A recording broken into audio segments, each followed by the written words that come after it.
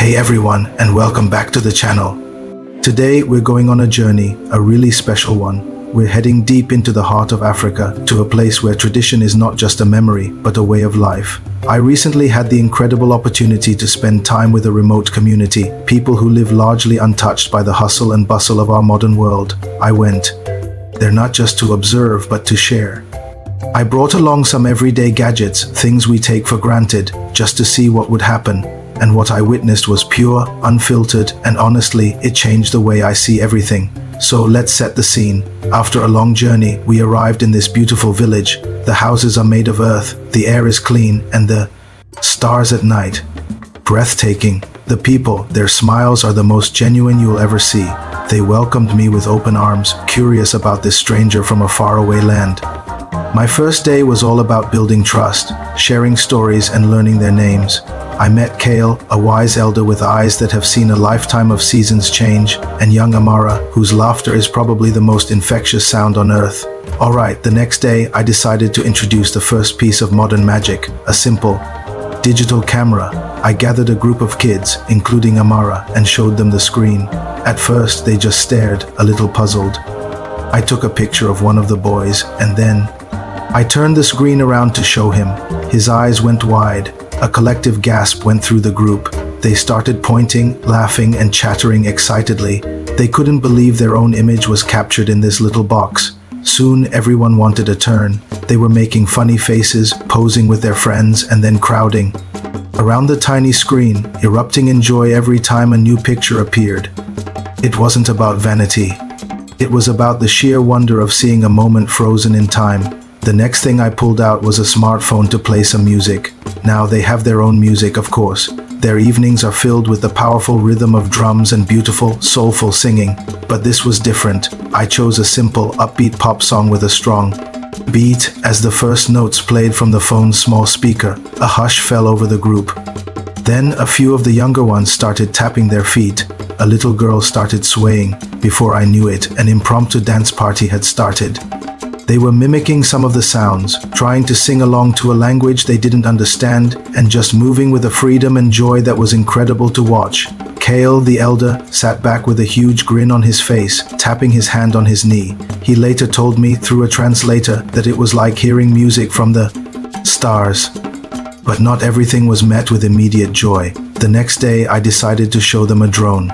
This was a risk. I explained what it was as best I could, a flying camera, a metal bird. As I prepared it for takeoff, the vibe was more nervous than excited. The kids hid behind the adults, peeking out with wide, uncertain eyes. I launched it slowly, and as it buzzed and lifted off the ground, people backed away. Some pointed to the sky, shouting. It was a mix of fear and it was so alien to them.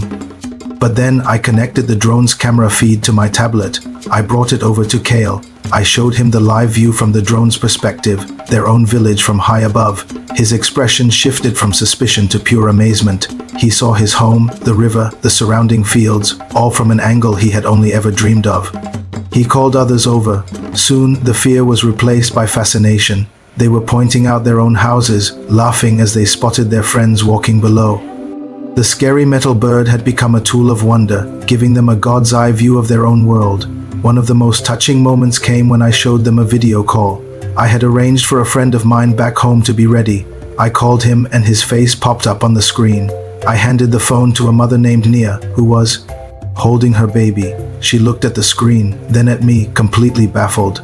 My friend waved. Nia gasped and almost dropped the phone. The idea that a person could be inside this little rectangle, talking and moving, was beyond comprehension. The translator explained that he was in a city thousands of kilometers away. She touched the screen gently, as if to see if he was real. The kids crowded around again, waving and shouting, "Hello!" At this man from another world, it bridged a gap of thousands of miles in an instant. For them, it wasn't technology. It was a form of magic, a connection to a place they couldn't even imagine. Later that evening, sitting by the fire, we talked through the translator. I asked Kale what he thought of all these things. He was quiet for a moment, looking into the flames. He said that our world was fast, full of wonders that were hard to understand. He saw the fun in the music and the magic in the flying camera, but he also pointed to the community around the fire. He said, "You have a box that holds pictures, but we hold our memories in our hearts and in our songs. You have a box that lets you talk to one person far away, but here we talk to everyone face to face every night." It was so profound. He wasn't dismissing our world, but he was reminding me of the immense value of his own. He saw the power in our tools, but he also saw the power in their connection, their community, their simplicity. The experience wasn't about showing them what they were missing. It was about a cultural exchange. It was about seeing our own world through their fresh, unbiased eyes. We see a smartphone and think of apps, notifications, and social media. They saw a magic box that made music and showed them faces from across the world. We see a drone and think of aerial photography or deliveries. They saw a metal bird that gave them a new perspective on their home. Their reactions stripped away all the layers of commercialism and habit that we have built up around these objects and revealed the pure, simple wonder at their core. It made me think about our own relationship with technology. We're so used to it, it's become invisible. We complain when the Wi-Fi is slow or our battery dies.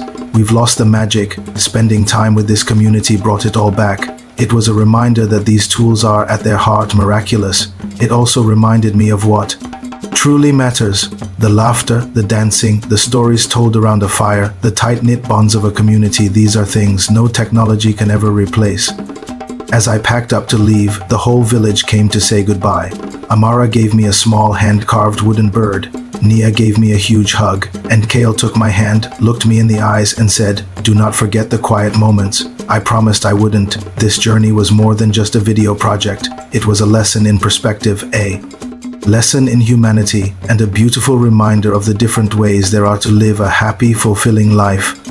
The world is a massive, diverse place, and there is so much we can learn from each other if we just take the time to listen and to share. Thank you so much for coming on this journey with me today. I hope it gave you a little something to think about. If you enjoyed this story, please give the video a like and don't forget to subscribe.